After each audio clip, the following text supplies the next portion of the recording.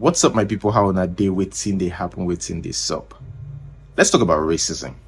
And I'm just going to restrict this to experiences of Nigerians living overseas, especially the US and the UK, their encounters with these white supremacists or with a racist employer and things like that. First off, let me put it this way.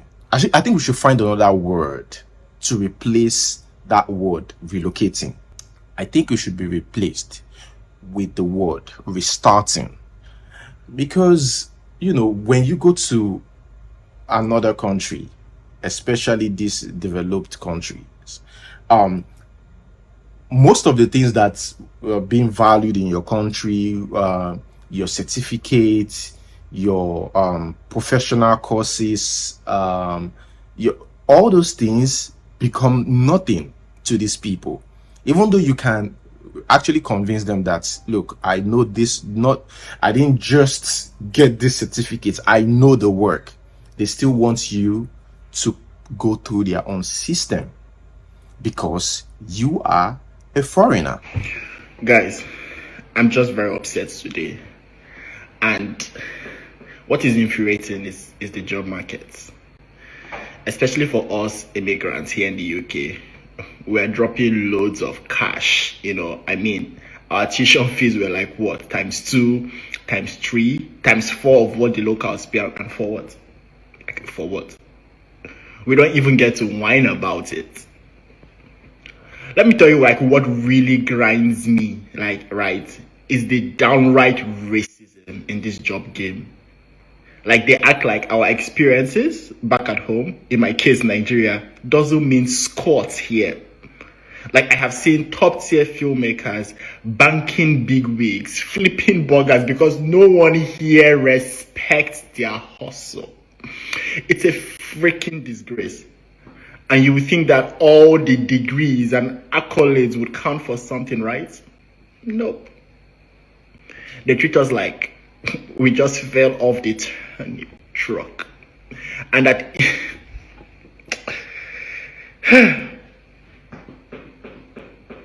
Don't even get me started on the job roles. I see people struggling with tasks that I could knock out in my sleep. It's like they don't even give us a shot. Not even for the low-level gigs. It's maddening. And what burns me up the most is the assumptions that we are only good for snagging a care job. It's insulting. We've got skills, damn it. We've got skills. But they refuse to see it. They refuse to see it. It's freaking annoying. But yeah, it is what it is. Hustling. And I've always wanted to ask this question as well. That I don't think I've seen a convincing answer on social media as regards that, because most of the time we come on social media to complain, about our experiences, racism, what we went. And do I think that racism will stop? I don't think it will ever stop. That is the sad truth. It can't. Remove your mind there. You can always fight for it, but it can't. I didn't think of myself as black when I was in Nigeria. I didn't need to. So we identify on the basis of ethnicity and religion, but not race, because we don't need to. And I think it would be different if I were from South Africa, maybe even Kenya, but Nigeria, no. And when I went to the US, it was a very strange thing, because it's one thing to know intellectually that there's race in America, and I had seen Roots and that sort of thing. But it's quite another to sit in a class, and the professor comes in, and he has a pile of papers. It's the first essay we've written for the class. And he says, this is the best essay, and I want to know who wrote it. And he calls my name.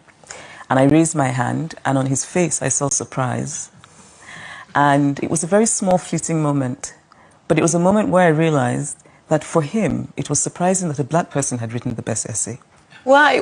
Because it was the best, or what was the subject? No, it didn't matter what the subject was. The point was it was the best essay in class. And America is a world in which black people don't do the best things. Black people are not expected to do the best things. And in the few cases when they do, it's a thing of surprise. Yeah. And I think when you're a child, just imagine, and I remember finding it quite silly because I'd come from Nigeria and I thought, surely he knows Nigerians are all brilliant. But there's a way that I think we can help ourselves as Nigerians living overseas. And the reason why I'm restricting this to Nigerians living overseas, their experience and stuff, is because I'm a Nigerian. Why is it that we can't come together when we travel overseas? Because Indians, Jews, and all these people, they know that there's racism towards them. When they travel overseas, they try to come together, stay as one, help one another and stuff. Why is it so hard for my people to do that when they travel abroad? See, when a Nigerian travels abroad, the mentality, stay away from your Nigerian brothers. Once they get there, they just stay away from there. I was watching an interview and the person said that I have seen Nigeria, I've been with them all my life. Why do I need to see them or be friends with them over there? But I also think that this can also help if we are sincere with one another. And I'm thinking the only solution of what could make us stronger over there is when we come together, but with pure hearts. So the problem now is nobody wants to come together because waiting, with the other person, they think about you, or his intention might be bad, so everybody just suspecting everybody. Okay, guys, moving on to the next one. This one, it's about relationship, and there's a lady who said that ladies should convince their bad behaved husband to Japa. That when they Japa, she can do anything to the man. In fact, there are some ladies who do that not because the husband is bad, it's just because they are bad. They just want to use that man, get there, and just leave the man. These things happen. Everybody use everybody. The lady wants to use the man wants to use the lady. That's why I think this whole jackpot thing, say whatever you want to say. I think the UK giving strict rules and regulations, and also trying to reduce the number of Nigerians traveling to the UK for study is a good thing, because I think that a lot of people have abused it, number one, and number two is it has become a strategy to show your partner pepe. Most of them will travel over there, is either the wife will leave the man or the man will leave the woman, and I always ask this question: why are you still together if you know there's no love? Why are you still together? So it's like everybody just using everybody to travel to the UK and they will leave themselves. To be honest, try check those people that have traveled from Nigeria, the couples that have traveled from Nigeria to the UK using this student visa thing. Most of them they are no more together. You wonder why? Like, did you guys marry each other to get the visa to travel over there? Is it that you guys are using, it's like they've just bastardized the whole idea of marriage. Sometimes the only way to stop your husband from continuing to behave badly is to bring them abroad. I'm telling you, you'll be surprised at how calm your husband is going to behave when you bring him abroad. Nigerian men in diaspora are the nicest men you ever meet. They are humble. They wake up in the morning, they wake their children, they bathe their children, they take them to school, they go to school and bring their children back from school. You will see them, when they are not working, they are cleaning the house. When you are working, they are taking care of the children. Why? Because this country, they humble them. He cannot shout at you, because if he shouts, you shout back. He cannot even say he want to help you, because if he tries it, that is the worst mistake he will ever do in his life. So if you have a husband that used to you and you don't want to divorce him in Nigeria, he used to behave badly, he does not help you, convince him to jackpot with you. Just tell him that you people should go abroad, you people should relocate. That husband will turn a new leaf. I'm telling you, it's not juju. He will turn a new leaf. I promise you. Do it today. Convincing me people should japa and thank me later. And again, right, this lady was talking about, yes, your badly behaved husband. The husband is badly behaved. You japa with him just to show him Pepe. Why did you marry? Why are you still with him?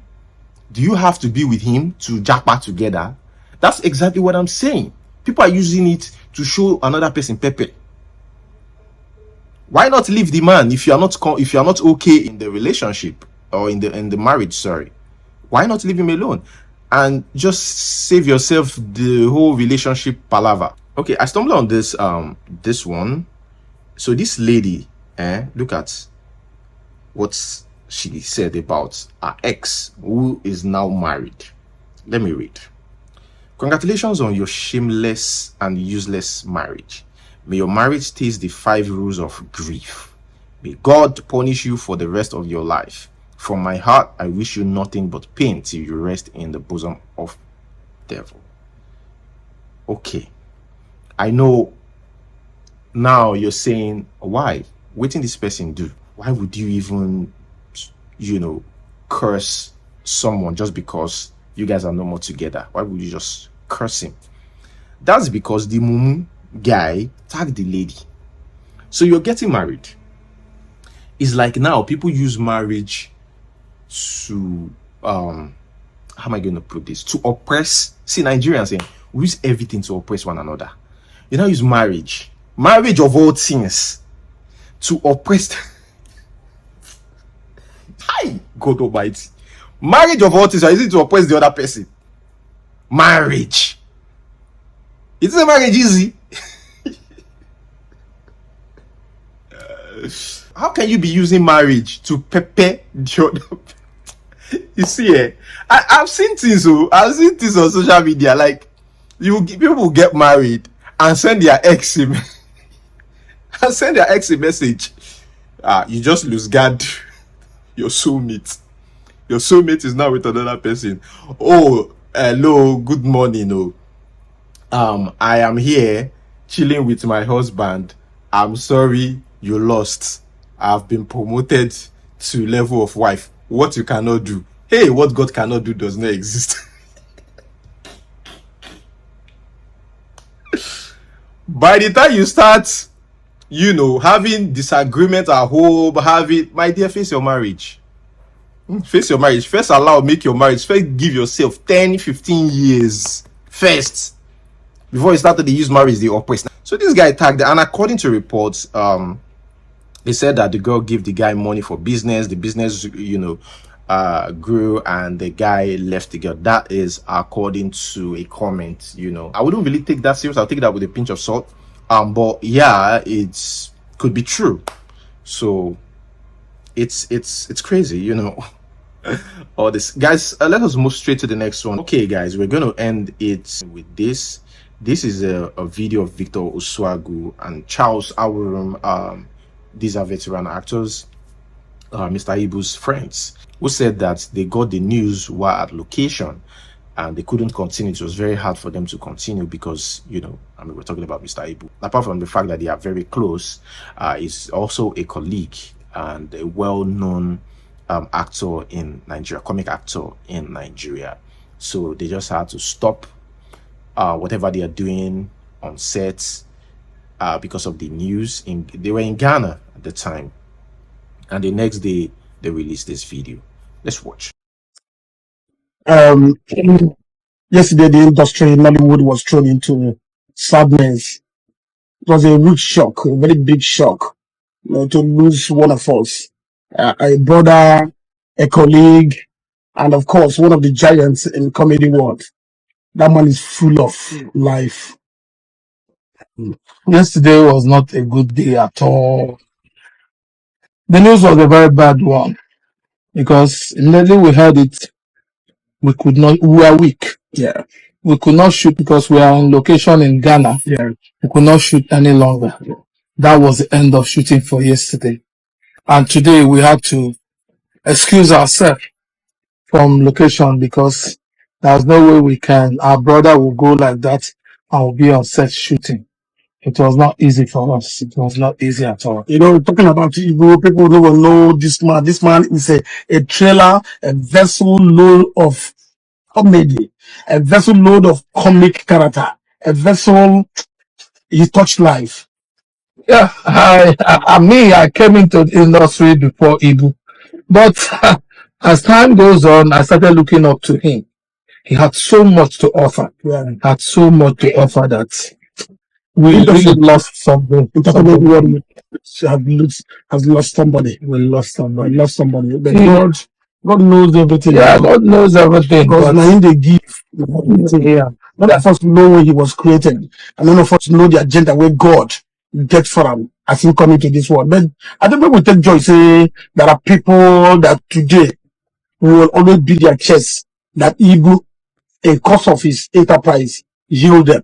He brought laughter, he brought happiness, he brought healing to so many homes. It was not easy. Ibu is a great man. He's a brother. He's somebody you want to be with anytime, anywhere. He's somebody you will learn so much from. But God, it has happened. We pray for him. And I wish everybody the way you all contributed to healing him, also contribute in prayers. Yeah. Contribute in prayers for him, for the family. Now he left some children at home and a wife. Please, let's do what we can to still help Ibu, even after his death. RIP, my brother, my colleague, my superhero. Good night wherever you are. Good night. Ibu, bye-bye. Good night. Take care of yourself over there.